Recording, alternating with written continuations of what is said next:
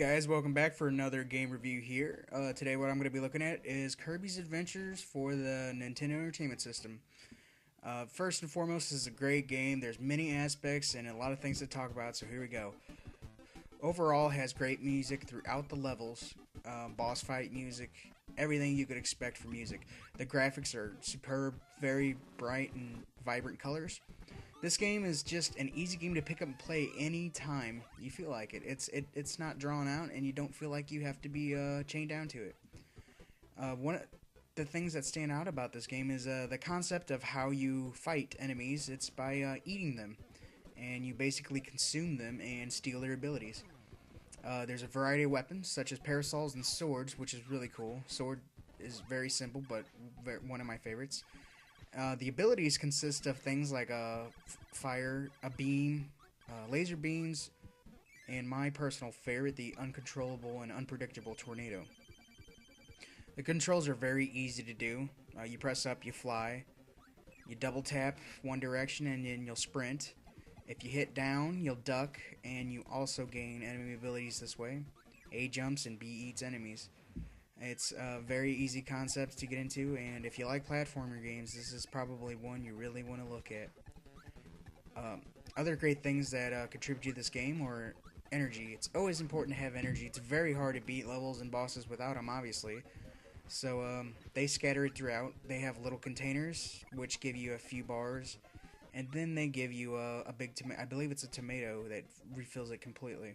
Between levels, there are mini games, such as the claw machines and the egg catcher games, to not only give you points, but give you extra lives for completing them successfully.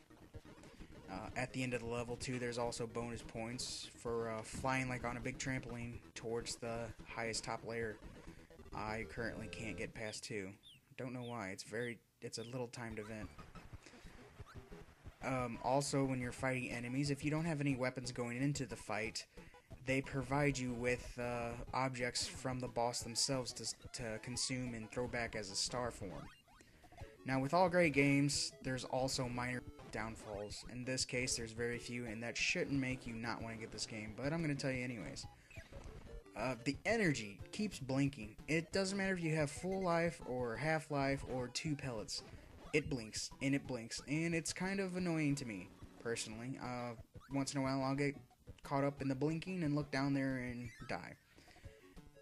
Secondly, whenever you do get hit, you lose your ability from the enemy you took. It comes out of your mouth as a star form.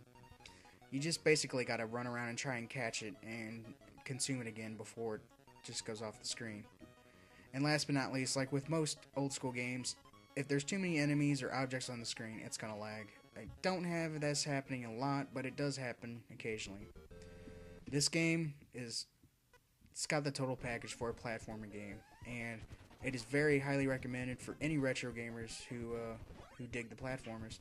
Also, if you like the percentage games where you got to get every little nook and cranny discovered, there's also percentage on the game too. It keeps track of it. Overall, it's solid gameplay, great graphics, sound, easy controls, great enemies, great overall look. Kirby's Adventure on the Nintendo Entertainment System gets a very high and deserving 5 out of 5. Until next time, guys, thank you very much for watching. This has been 8-Bit Goomba.